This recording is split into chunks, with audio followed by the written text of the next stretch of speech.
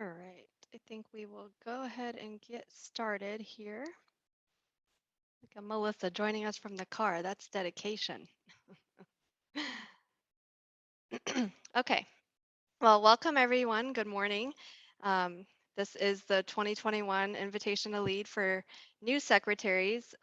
Although you may not be brand new secretary, you just probably have not attended a training because the last one we held was, I think, in 2018. So it's been a while. So you may be already in your role fully and attending for the first time, though. So I hope you find it informational today.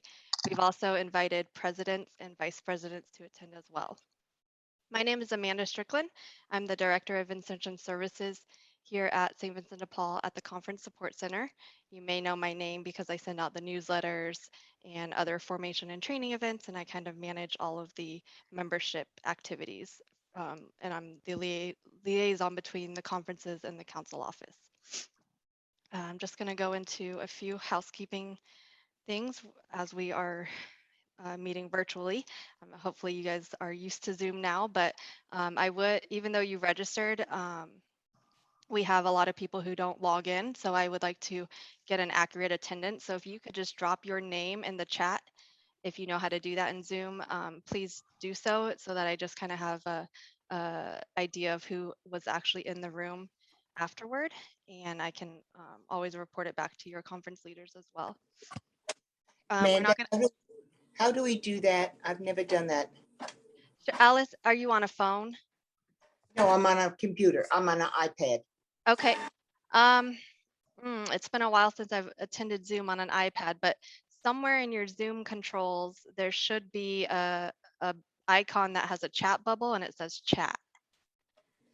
Okay, let me see if I can find it. Thank you. Okay, thank you, Alice. If not, feel free to email me and just let me know you were on today. Okay, I see it. That'd be Thank you. helpful. Thank you.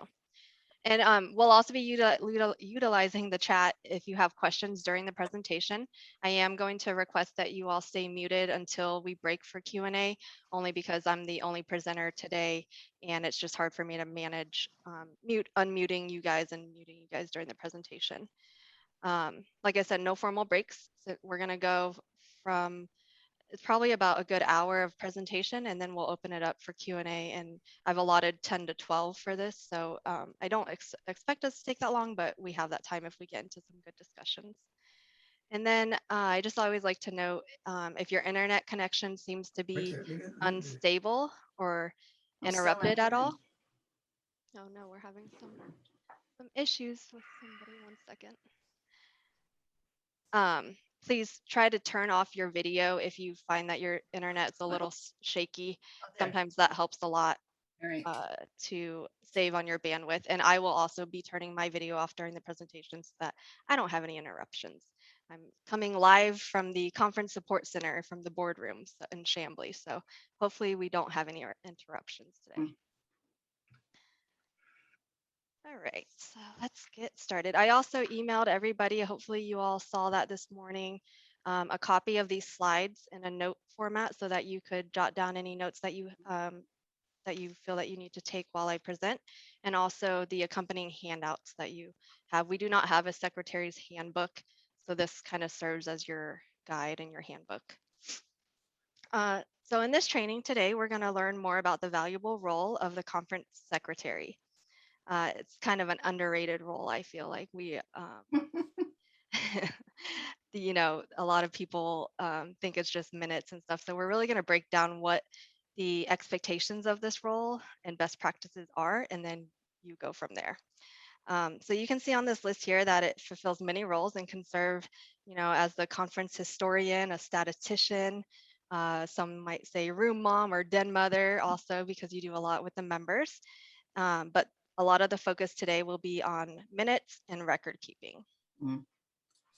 So if you're here as a president or a vice president, like I said, you might get some ideas on how you can delegate some of your tasks to the secretary and not realize that that is actually something that they should be doing, and you're doing it, and it's just a way to so that you know exactly when even if you don't have a secretary, so that you can recruit somebody with the right skills and give them the opportunity to help you out.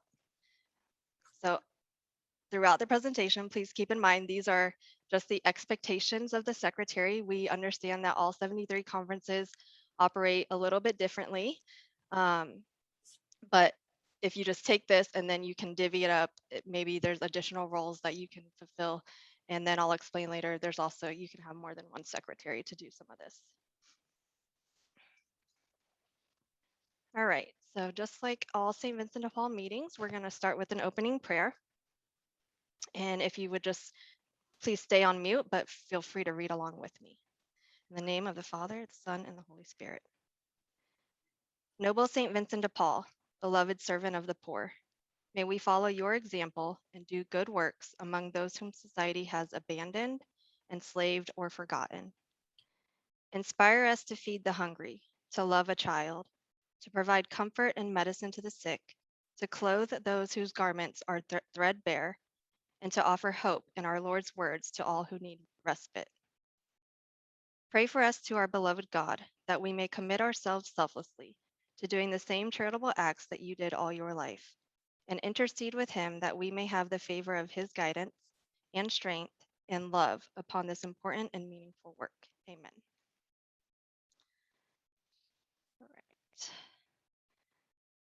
And I tend to talk fast, so please, if I am going too fast, slow me down.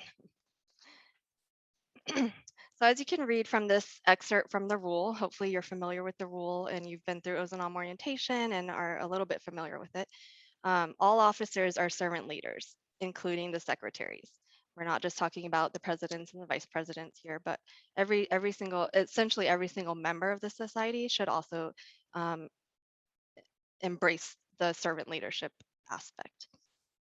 So what does that mean? That means that you provide an encouraging atmosphere for talents, capacities, and the spiritual charism of your members. The secretary has an essential and important contribution to the fulfillment of the mission of your conference and the daily operations and development of that conference. I just wanted to lead with that you are important. The high-level duties of your role. Like I said, don't get overwhelmed today, please. You're going to get a lot of information today. But if you so wish that you need help, you can have a co-secretary as long as your president is on board with it. Some conferences even have 3 secretaries. So however you need to divvy it up to get things done, you're free to do that. So you'll see here and throughout the presentation that the main responsibility is to keep everyone connected. You're connecting them with conference activity through meeting minutes. There might be other correspondence.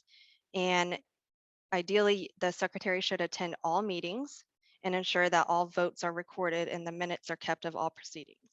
We'll talk about meeting minutes more in detail next, but also the secretary is responsible for maintaining conference records, like membership records in CMS and the national database.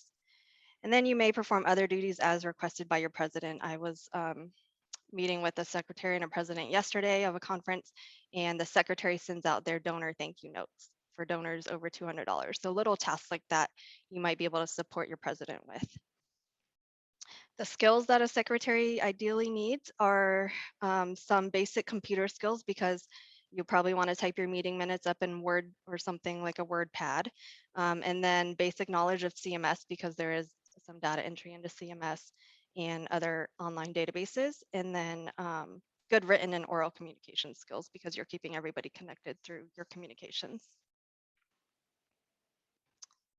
And there is on the handout document that I sent, packet that I sent you, there's a conference secretary job description that also lists these out. All right, so meeting minutes. This is probably one of the most important parts of your role. It keeps everybody updated. It also serves as the history of your conference. Minutes are just very important to all conference activity. So you'll take minutes at all meetings and you type them up afterward, and then you would typically send them out. We request within a week after the meeting, just so everything is fresh on everybody's mind. And if there are any corrections that need to be made, they can let you know. Some people wait to send them out until the day before the next meeting. And by then, nobody remembers what happened a month ago or 2 weeks ago. And so there, you just might miss some of the corrections that you might have. And also, it just gives them time to reflect on it before the next meeting. And you should send them out again before the next meeting as well. You might also print them out if you're meeting in person. A lot of times you'll print them out, the last meeting minutes to be approved. So coming to approval and voting. We use Robert's Rules of Order to ensure that meetings are fair, efficient, democratic, and orderly. And I've included that. You might not be familiar with it, but Robert's Rules of Order is really just the procedures that govern a lot of nonprofits and organizations with boards. So I've included that as in part of the handout. If you're not sure how to do that, you might be familiar with it if you have attended meetings already, but you want to kind of follow the voting process through that order. And then let me go back. The minutes can be helpful when it comes to annual reporting time and logging your volunteer hours, and I'll explain a little bit more about that in a couple slides. But we need to ensure that all votes are recorded in the minutes and all membership details are included in the minutes. So by that, membership details, that means new members are logged, departing members, members who pass away. You just kind of use the minutes as your membership tracking guide. You want to know any commissioning of new members or new leaders. Commissioning ceremonies are usually done by the spiritual advisor, so you can get with them on that and who's being commissioned and fill out your minutes, kind of template that way. And then the best way to capture who attends the meetings and to go back to your minutes is through a sign-in sheet. And there is a template available for sample meeting minutes. I get that question a lot with new secretaries if there are templates. There is a template in your handout packet as well as examples. And well, I'll talk about this in a minute, but if you see on the sample, it's on page 2 of your handouts. It's very detailed. It is up to you how detailed you are. Some are very short and some are a lot more lengthy than others, but the more details you can provide, the better. Especially right now with a lot of people missing meetings, they like to read the minutes. And as I also ask that I be included on your distribution list, I love to read the meeting minutes as well. We don't get out to talk to you all 73 conferences all the time, so it's nice to read the minutes and just keep updated on conference activity, things that you guys might be doing like food drives or how many people you've assisted, and just kind of stay in touch that way. And then we use that sometimes for our society page newsletter and social media and things like that, so we can share with our staff and our volunteers and donors that things that you guys are doing as well. So my email address is right there. Please just add me to your distribution list. I don't mind if I get a million emails. I'd rather get them, read them and folder them away than not get them. Sometimes secretaries are asked to report at the meetings. So these are just a list of items that you might want to report. This is usually in the form of a membership report, membership updates, who's new, who, anybody is requesting to be on the prayer list or anything like that. Anybody left or just kind of out for a couple of weeks. You'll just want to keep everybody updated on membership. And then you can also report any news or updates that you receive from the council office or other agencies in your local community. I've also seen secretaries report things straight from the society page or the e-Gazette newsletters, and then also upcoming trainings information. And you can see here, if your conference uses this prayer card, a lot of people are now, that this agenda right here calls for a membership report in the correspondence. So those are the areas that the secretary usually reports on, so that the president does not have to. Or you can also be a new member coordinator, which we're going to get into right now. Some conferences have a new member coordinator, most do not. So the secretary usually can act as that role. I have attached a handout called Procedures for Admitting New Members. And this might take most of you by surprise when you read through it. It starts on page 15 of the handouts. I'm just going to summarize it, but please read through it. It's kind of a let me just read you a little summary real quick. In short, a prospective member must be gradually introduced to the society. They do not automatically become Vincentians just because they attended their first meeting. They are to be given Vincentian experiences such as home visits and informed that it's mandatory to attend meetings and participate in the conference activity. A number of people will not come back once they find out that being a Vincentian requires regular activity and not simply being an occasional volunteer. So it's very common that we get new members and they're eager to sign up. We're eager to take them in and get them going as a caseworker or an intake worker. Um, Historically, going back to 1903, there is a formal process for admitting new members to the society. They make it very clear we are not a club, we are a society, and there's a reason for it. It's about the quality of the members. This is a vocation and not just your typical one-off volunteer job. Now, granted, there are definitely ways to do a one-off job, or there are opportunities for people who want to volunteer in that capacity, but when you're talking about an active full Vincentian, there's a kind of an onboarding process that you have to go through, to kind of like an interview process, to get them in and really set the expectations for them to know what they're getting into. So I encourage you to read through that, try to adapt what you can out of it. When you do that, you bring on quality volunteers who are dedicated, and things will fall into place better. Um, the secretary would kind of facilitate the new members onboarding. One of the first things is that you invite them to a conference meeting. You kind of shepherd them at that conference meeting. They are your guest, and you will introduce them to the membership. You will fill them in on anything at that meeting and follow up with them and invite them to the next meeting as well. The steps that you should take with these prospective members are also listed on that handout. And it basically, after that first meeting, you add them to your mailing list so that they can be up to date on everything that you guys are doing. They attend the meeting, then you have them fill out a new member application form. You also might not have seen this before. It is in your handouts right after that on page 17, and or 18. It is a 2-page application. We tried to implement this a few years ago. Some conferences have adopted it. Not everybody did. Ideally, we were trying to centralize membership at the council office, but we are kind of putting that back onto the local level now just because we couldn't get everybody on board. And this application really helps in just capturing their basic contact information. And then on the back, there's a section of skills and interests. And we, a lot of conference presidents find this section helpful in kind of getting to know that member without talking to them yet, but you can kind of see what are some of the things that they might be able to help with.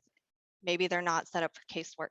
Maybe they're not really wanting to be an intake person or a food pantry volunteer, but there's other things. There's so many things that they can do in the conference. And I would suggest that you do not turn anybody away. Call us first. There's something that they can do, even at the council level. Maybe they have skills that can help one of the departments here, and really it embraces still the Vincentian charism. So I encourage you to look at the application form. It's also available online. When they submit it online, we receive the email, and then we would forward it on to the president or the secretary. But if you're going to use this membership application and the online application, please get in touch with me and let me know so that I'm aware to forward them over to you, and so that I know that you're actually using it and promoting it. One of the other things about membership is repairing relationships. In becoming members, Vincentians enter into a familial relationship. As a familial grouping, the society is expected to be alert to manifestations of slackening interest. Excuse me. Officers and members should reach out and give evidence of their friendship, thus assuring absent members of their continuing welcome. If the member's disaffection has been caused by some slight or oversight, the conference should repair that breach and restore, if possible, the fullest relationship. Sometimes presidents are not aware, don't really realize that a member might not have been in attendance for 5 meetings. So it's up to the secretary to update the president on who's coming and kind of just people's statuses. And then termination of membership as well. Unfortunately, it does happen, not often, but it has. Um, a member is considered to be separated from the society because of the following events or conditions: voluntary resignation on the part of the member, cessation of effective membership, such as non-attendance at meetings without, letting you guys know or giving you an excuse. And and the third one is enforced resignation. And this type of action is only taken for grave reasons, and it's for the common good of the society and the people it serves. And when termination comes in, you must get your district president involved as well as the council president and Vincent Services Department. Like I said, it's not common, but just know that there is some guidelines on termination and it can happen. So I just wanted to bring that to your attention.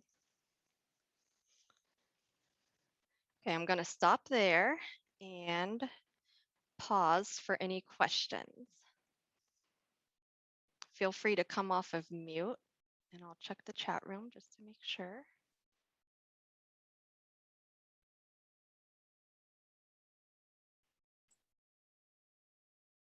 We're all good to move forward? Can't see everybody, so just want to make sure. Okay. Could we do the questions verbally and not in the chat? Yes, feel Okay, free. so I need you to do a little bit more in-depth explanation on the what seems to be contradicting do not turn away membership, but then if they cannot come to the members to the meetings, they cannot be members. That is, yes, they to be a full active member, they would have to be available to attend meetings according to the rule. Yeah, but is that really practical? Because I have members that some of them, their job demand that they work on all meeting days, but they keep in touch with what's going on. They do casework and stuff like that. Whenever they're off, they'll come to meeting, but most of the time they have to work. Yeah, Lillian, I would say then if they're putting in the effort and they're staying connected in a different way, certainly, and if they're inactive in all other ways, that's just one of those kind of like we're setting the expectation here, but we know that they can't always be met, right? Okay, So yes, use your own judgment on that, but I would consider them probably active members. okay, thank you. Yeah. Yes. Anyone else? Yeah, I'm Jane. I'm wondering about that. I remember doing the login of hours one time, but of other members, you log in your own hours when you visit, but Yes, we're going to get to that in a second, Jane. okay, Okay, thank you. you're welcome. All right, with that, we will move on. The next slide is record keeping and databases. I think so. CMS is the next one, Jane. We'll get to that shortly. Okay. So you should keep a master, what we call all-time roster. This should include, oops, sorry, Jane.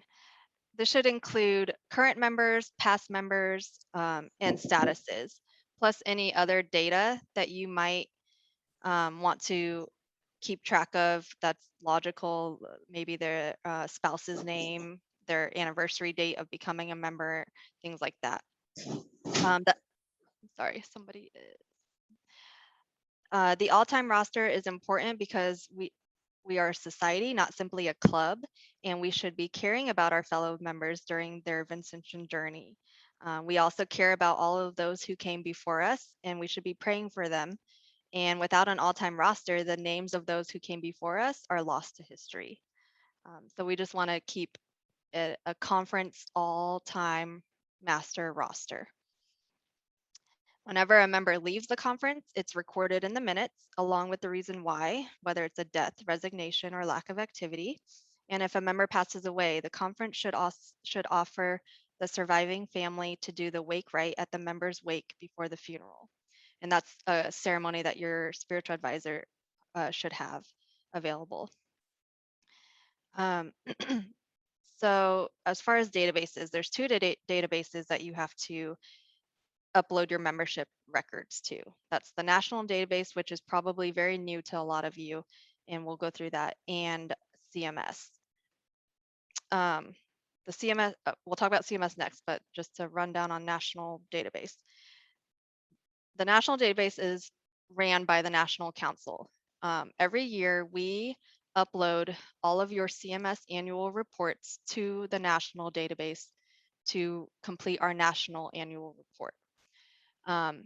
They also pull our membership count from that national database. So we have not done a very good job about maintaining it. I know it is a headache to think about two databases to populate, and it's just very unfortunate that they do not talk to each other, because I think we would all love to only update CMS and be done. Unfortunately, it does not. They have, I'll just say this, I haven't enforced the national member database in a few years because it was not very friendly to use, even for me. But in the past year, they have updated it greatly so that it's more user friendly, so that you can just upload and import your records instead of going one by one. It moves a lot faster. It's just a lot easier to use. So this task is going back to the conferences. We're requesting that you do your initial member database cleanup by September 30th of this year, if you can, because they'll be pulling the annual report after that. And then ideally just going back in and updating it annually before the end of the fiscal year, which is September 30th of each year. I will say this task to clean it up in the beginning is probably going to be more than you'll ever do in there. After you clean it up, there's probably so many old members in there that we need to take out and add in. It will kind of just be an annual update, or you can even go in monthly. The best practice nationally is that you do it after each meeting. I understand that probably is not going to happen unless you just have time to do so. Please feel free, but the least that we ask is that you update it annually. I am also, since this is new, kind of a new task that we're putting down to the conference level, I will be holding a training on this. I think it's Thursday of this week coming up, and it will be recorded. And there's also, National has a step-by-step guide on how to enter this information and how to upload it all. So it's very self-explanatory. I'm happy to jump on Zoom with you to go through it and walk you through it after the training if you still need help, but I encourage you to sign up for the training, at least to even get the recording and all of the user guides that go with it. The Secretary CMS. Okay, how does a member get on the list for the newsletters? This is a big one. We do have on the member website a new member page that all new members can be directed to. It's that URL down there at the bottom, www.svdpgeorgia.org/new-member. If they go there, they will get a little rundown of kind of what St. Vincent de Paul is about. They'll also get the next steps they need to take. So they need to attend OZANOM training. They need to attend complete child abuse prevention training and things like that. And then at the bottom of that page, there's two links to sign up for the two newsletters. The society page, which is the Georgia monthly publication or bi-monthly publication, and the e-Gazette, which is the National's weekly publication. There are a lot of people not on the e-Gazette list, and it has a lot of valuable information. So I suggest that you sign up for both of those. Let me stop here. Melissa asks, where's this national database and how do we get into it? Good question. I forgot to cover that. So I will send out, no, let me back up. I have to manually give every secretary a login credentials for it. So I will be doing that early this week and sending it to you guys. If your conference does not have a secretary listed in our leadership record, I will be adding the president as the administrator, and then they can assign somebody to do the task. It doesn't necessarily have to be the secretary. It just falls under that role for now. And if you have somebody else that can help with it, that's great. So I will be in touch with all of you if you are secretaries or presidents. You should hear it. hear from me this week with your login credentials and also the URL and everything, how to access it. I wanted to get that done before the database training on Thursday. So please wait to hear from me on that. It just takes time because I have to upload each one. Any other questions on record keeping or databases? We'll go right into CMS then and see if you have any. Okay, CMS, all members should have at minimum the conference member role assigned to them. So anytime you get a new member in, input them into CMS. They don't have to do any casework yet. Maybe they haven't even shadowed a home visit or anything like that. But if you can at least enter them and give them the conference member role, that helps when we do our annual reporting. And when we pull your annual report, it also pulls from that role. It doesn't count how many caseworkers you have. It doesn't break it up by any other role except whoever has the conference member role. I did put, Jane, to your question, if you forgot how to log volunteer hours in CMS, where you don't usually do it. Jane brought up a good point. Most volunteer hours are, if you're doing a case, your hours are incorporated into that case record.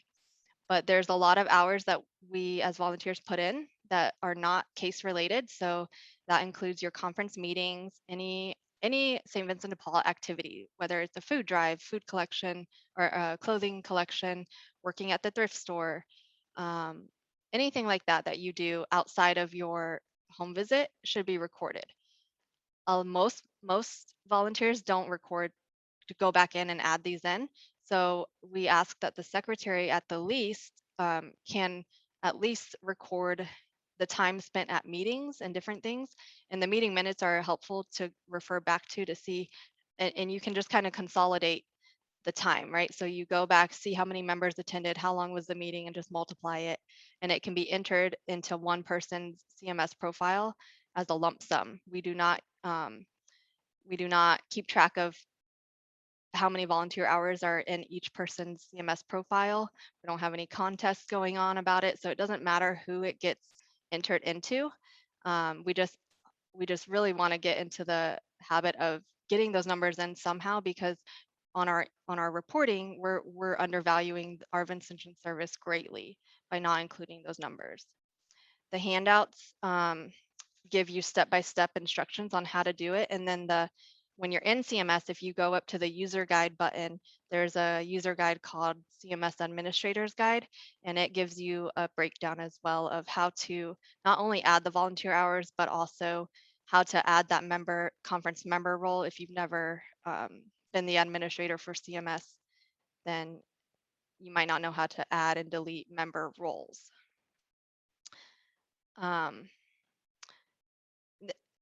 I put this stuff under here because typically the CMS administrator is the secretary. It may not be. So if you already have another person doing that, that's fine. Do not worry about this task then.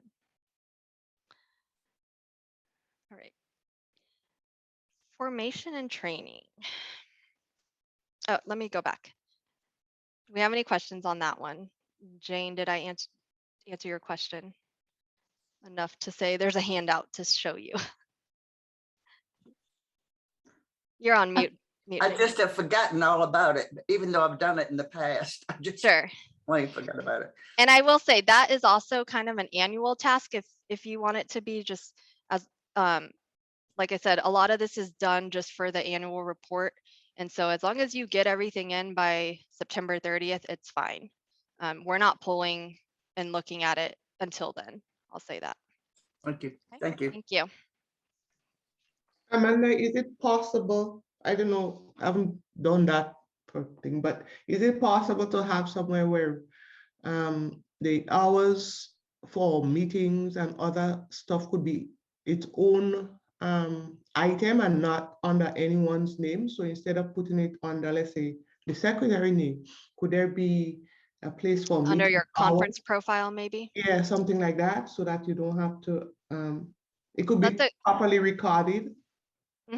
That's a great question, Lillian. I will definitely keep that in mind as we're talking to CMS and doing enhancements. We are proposing a membership kind of module within CMS so that we can track trainings and things like that in it, because right now we can't really do that. So it's more of a client database, not a membership database, but we do have an enhancement being proposed to make it more membership based, and that might be something to add into there. So I'll definitely look at it. Thank you. Good idea. You don't want all the kudos for your conference? You want No, thousands of hours under your profile? it's already there, so no need for it yet. Okay, formation and training. So a major responsibility of members involves lifelong growth in many areas. This includes the knowledge of Vincentian spirituality and charism and their integration in a member's life and ministry. To be an effective member of the society, more than a kind and loving heart is needed to serve those in need, although that's a good beginning. Members need to continually deepen their Vincentian spirituality and charism personally and as a community of friends to find the Christ hidden in each other and the needy that they serve. So, initial training for new members is provided informally by the local conference. And by that, I mean you might pair them up with a mentor or a primary caseworker to shadow and think, kind of introduce them to your local conference activities and operations, right? Because everybody does it differently. On a council level, through OZANOM and home visit training, we provide the new members and veteran members opportunities to understand the nature and purpose of the society, its vision and potentialities, the local, state, and federal resources, and also how to learn the proper attitudes, knowledge, and skills needed to effectively serve and empower those in need. We do that through OZANOM orientation and home visit orientation, which right now are still being held virtually. It's has not been a bad thing though. We have had more attendance virtually than we ever had. And I'll just put it out there, since October last year, we have had over 230 people attend OZANOM orientation. So that means we have, most of them are new members, but if you think about it, we have had very good growth, even considering the past year. So that's great. The third required training is the child abuse prevention training, which is hosted online as well. That one, even before COVID, was online. It is at that URL there, svdpgeorgia.org/CAP. And it's just an hour long, segmented into 4 different videos, so they can come back and watch one at a time that fits their needs. They're about 15 minutes long each. And then when they're done, it's just the honor system. They submit that they've completed it. There's a form at the bottom just to say to verify that they're done, they've watched it all, and we receive an email of that. We are making a schedule to be better at reporting those completions out to the conference secretary and president. So we've got it to do monthly right now. We will give you those those records of completion for all of those trainings on a monthly basis. Some supplemental trainings are the CMS online training videos for beginners. The spirituality of the home visit journals, a great thing to give new members. You might want to talk to your spiritual advisor about that one. If you haven't seen it yet, it's a little journal where they can reflect on 3 home visits. And I've seen people go through them and order new ones. It's a great reflection tool to keep you grounded and connected to the main reason that you are a member, which is spiritual growth. And then the third supplemental training is the Serving and Hope booklet series that can be done on an individual level or also as a group in a conference. All of the formation and training events can be found on the Vincentian member calendar, that URL at the very bottom there. So I encourage you to check that regularly as a secretary and report it. I'll talk about some of the communications tools that you might use in your conference in a second, but you'll want to visit this regularly to find upcoming events and report it out to your conference members. So communication. The first audience for your communication is your parish and your priest. For the parish, the national council prints or publishes bulletin announcements for the entire year that coincide with that week's gospel, that Sunday's gospel. They're really easy to just shoot over to your parish secretary to say, hey, can you please, add this to the bulletin this week? So you can use those. They publish them for the entire year in advance, so you can download them in, I believe, a Word document or a PDF, and just use those regularly. Kind of, you can edit them to your own conference needs or whatever, but I think those are really valuable, and I've been pushing those out and getting a great response on those in the past just few months here. I've also seen conferences who publish a monthly client story. So in your handout packet, I included one from IHM over in Atlanta. They do a client story in English and Spanish, and send it over to their parish secretary each month. It's a great way to keep the parish informed of not only what you're doing as a conference, but give them a real life example and story of where their money is going and how it's helping somebody. So if you can find somebody who can just write stories for you, that's another great role for somebody. So I included theirs there. They copy me on every time he sends it over to the client or the parish secretary, he copies me on it. So I'm able to also read those stories and share them with our greater network as well. The conference newsletter, it's not required by any means, but it's a great tool to use to keep everybody connected and to publish your information. So an internal conference newsletter, I included 2 different variations of it. Prince of Peace, they have a very detailed one. You'll see it in your handouts. It's pages long. Great job.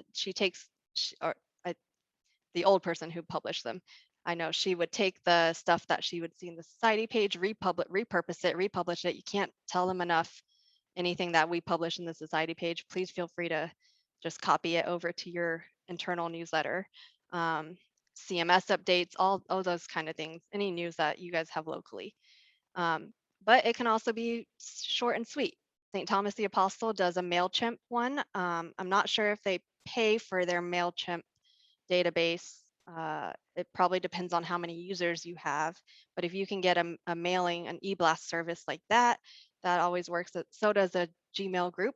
I know St. Michael's up in Gainesville, they send emails just in an email group very regularly, if not daily. And they keep everybody connected that way, just short notes even. But the St. Thomas the Apostle one is short and sweet. I also included a copy of that one in the handout so you could see what they do. They just do a calendar of events and then any really important high level news. And I'm also, if you start a newsletter distribution, please add me to your distribution list. I would love to see it and stay updated that way as well. Let's see. Membership. Oh, communication to your membership. That's the conference newsletter as well. And then another thing, you should be inviting your priest to all your meetings. Some of them might never come. We understand they're busy, and hopefully you have the good support from your priest, but I would encourage you to always invite them to your meetings, even if they don't ever show up. Just keep inviting them. It's a great way to keep them updated and add them to all of your distribution lists as well. Well, that went a lot faster than I thought. So let's open it up. That was a lot of information.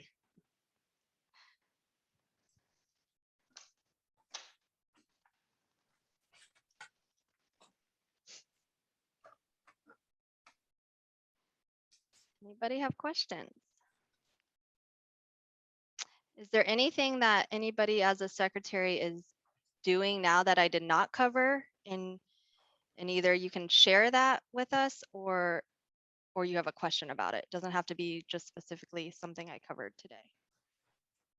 I know that in my conference, the only thing I do that I didn't hear mentioned was I upload documents into documentation, which you might include under CMS. But for example, we have generated a conference form for use with our home visits that's a little more personalized to our conference. And so I have a copy of that uploaded to documentation. We have generated a localized list of resources, and I uploaded that document to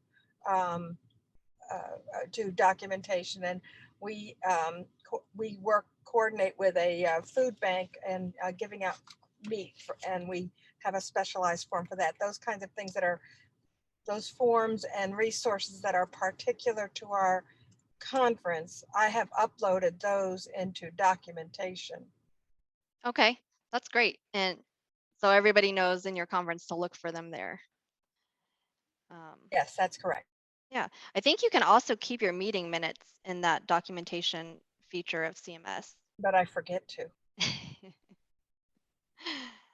Well, maybe I should give you guys a checklist, secretary checklist. Not a bad every idea month. of at least some simple basic tasks. Yes. Yeah, it might be the yeah, some bit, and then you can customize it to your conference.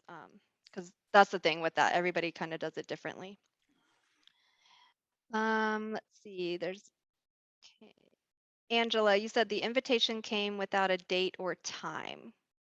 I'm not sure what you were talking about. That's for the national database training. Oh, it came without a date or a time? Yeah, I forwarded you a copy of the Zoom, meeting that I got, Okay. the email. And after I signed up and I got the email back, I was like, oh darn, when is that again? Oh no, okay. I Thank think you. someone else asked too. Yeah. I had a comment too from my friend Charles Jones this morning over here. He asked if we could include like a calendar invite on those. Yes, that would be And perfect. so we will be looking into that. Yes, we don't want anybody to forget. But it's on Thursday, is that right? I believe it's Thursday. Let Do you me remember the time by any chance? confirm. 1 second.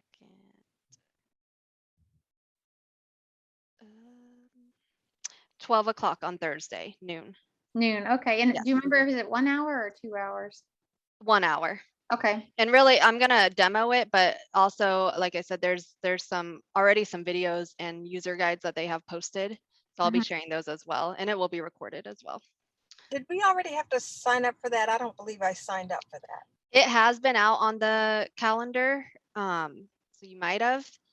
I haven't checked that registration. I know I haven't signed up for that. I don't, and you would find that on the calendar at the homepage of SVP?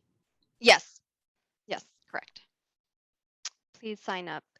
It is the same Zoom information, so if you just want to log in also, it's the same Zoom link as this meeting is. Oh, okay. But if you register, that means that you're on the mailing list. So if I send out handouts and things like that, it's better if you register. Yeah, it is. Okay. Please. All right, Mickey said, can we get background check online as well versus having to go through our parishes? I understand working with the parish is difficult. So Mickey, we do not require background checks for St. Vincent de Paul, and each parish requirement is different. But if you want to talk more to Jerry about that, he might be the go-to guy for that one. Okay, thank you. He's better with the parish relations than I am. All right, let's see. Thank you for putting your names in here so I can track that. Jean says, I write thank you notes to significant donors. I also write notes to families who have lost a loved one, and donations have been made in their honor. That's great. So Jean, are you the secretary, I assume then? You're sharing that as a secretary duty? Yeah. Okay. Yep, I met another one yesterday. So if you're not doing that, they did it for donors. You say significant. They did it for donors over $200. They read a handwritten note. Right. Is there a CMS training specifically tailored for secretaries? No, there's not a training. It's more of just a referral to the user guide, because while you do have a role there, it's pretty step by step in the 2 functions that you would do for membership rosters and adding and deleting roles. And don't quote, so it wouldn't be called for secretaries. It would be more of a CMS Administrators training. There may be one of those out there. But it's not geared toward the secretary role specifically because some conferences don't have the secretary to do that. They just have a CMS admin who does all of that as well. Oh, Amanda, Mickey. I just wanted to ask a quick question about Sure. membership. I'm sure it's a struggle for a lot of conferences to keep accurate records, like you said earlier. And I know that it's also a sensitive topic because you don't want to just assume people are no longer in the ministry. So you end up making a lot of phone calls to kind of either re-engage or to see if there's still an interest or an opportunity for them. But is the national database, is that completely different than anything we've got so far? And if it is, does CMS feed that, or can we make that work, or should I just wait till Thursday? No, good. No, it does not feed it, unfortunately. We have tried to, the best we got out of it was that you can take a CSV file and upload it to Oh, the okay. national database. So if you, but the bad part is that in CMS, you cannot export a CSV file of Right. membership. Yeah. So that is in one of the enhancement requirements that we're submitting to our CMS developers, is that we can export that type of, right now it's only exported as a PDF. So unless you know how to convert all that, Mm. it's not really usable. Yeah, So and we do maintain an Excel spreadsheet that is way too large and too unmanageable, but it also has specifics about the ministry or the section of the ministry that each member is involved with.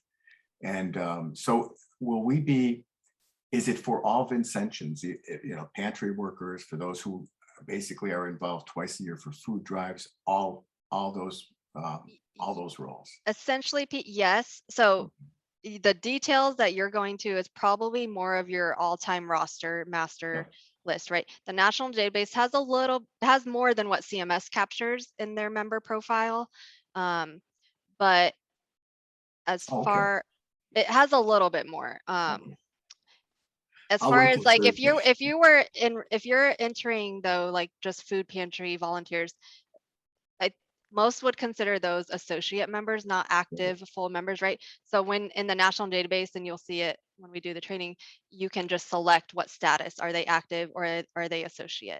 Oh, So you would kind of, there's no like, they might have added in a note section where you can add in some additional notes for that member, but other than that, because every council operates their roles differently as well. Yeah, well, I know So, we have a lot of work to do to clean up our roster. So yes, but I think we all do. Yeah. And now is just getting these processes in place are going to save us later. So if I spent some time trying to wrap my head around really who should be doing this stuff, and we've kind of been a little lax over the years. Well, thanks. Thank you. Yeah, thanks. Angela said, do most conferences use Group IOA to manage their email distribution lists? I'm not sure I know what Group IO is, but I assume it's just a regular mailing list. And I would say most use like a Gmail list or something to manage theirs. Some conferences even have a Gmail account set up just for the conference. So you might consider that, and then so that you're not bombarding your own mailboxes. Anybody want to share any way that you guys might communicate with your membership differently? Other than, so I said MailChimp database was one, and then good old fashioned just a Gmail or Gmail account. We set up our own Gmail account for clients to email their documents to us, since we can't visit and see them. Their lease agreement, their Georgia Power bill, their gas bill. And that way we can email back information as well. But it's handy because we don't want to use our own. The only drawback is that it goes through one of our co-presidents, Janice Ward. So she has to monitor it, and then she will forward the information to the caseworker, to the treasurer. But she's able and willing to do that. So it mostly works. Oh, that's good. Yeah.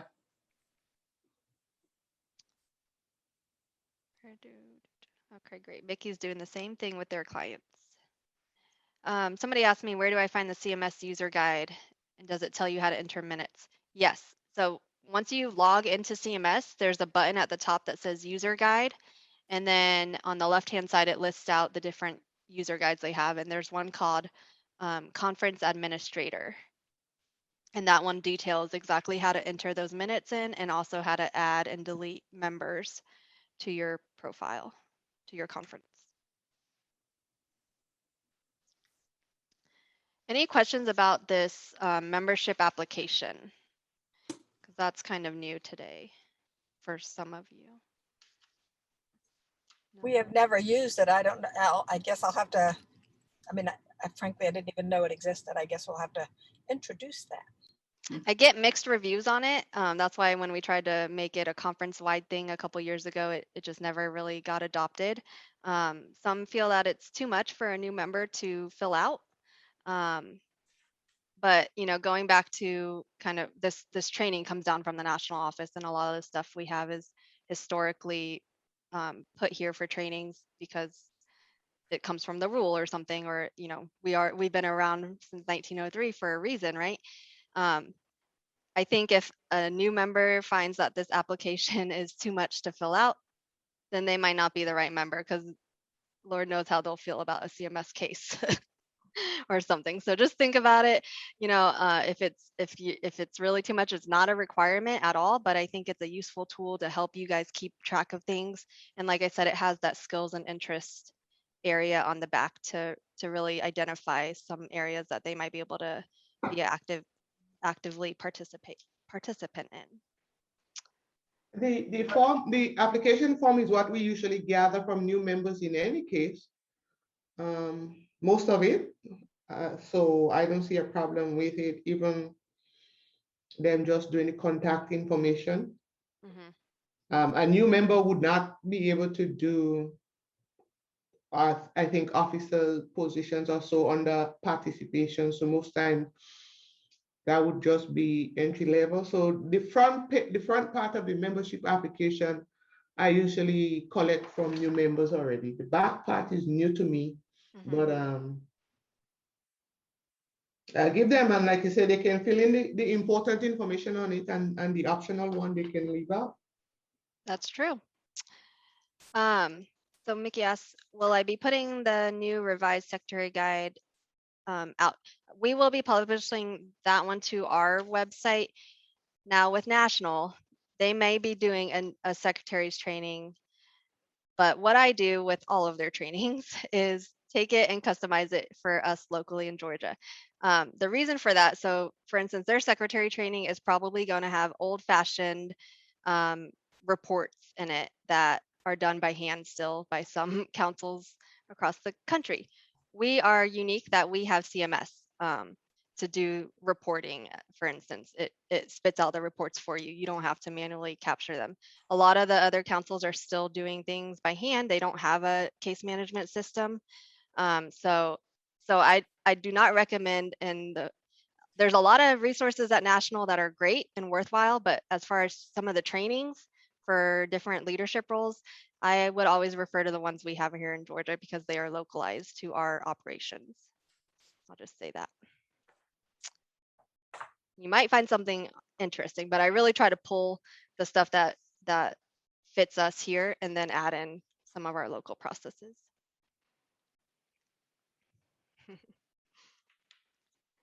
Thank you, Mickey. All right. Everybody want to enjoy the rest of their Saturday?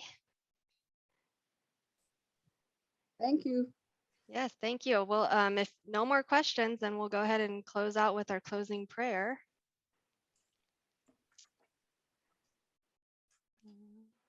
All right. In the name of the Father, the Son, and the Holy Spirit. Heavenly Father, inspired by your servants, Blessed Frederick and St. Vincent, may we bear witness to your compassionate and liberating love by serving your poor cheerfully and each other humbly on our path towards holiness and union with you, Lord Jesus. Amen. Have a great day, Amanda. Thank you. Thank you. Thank you all for joining us. I will send a follow-up email. And Amanda, where did you say we go to register for this thing on Thursday? on the main website? Yes, svdpgeorgia.org. Okay, thank you. Thank you. See you all. Well, Thanks. Bye-bye.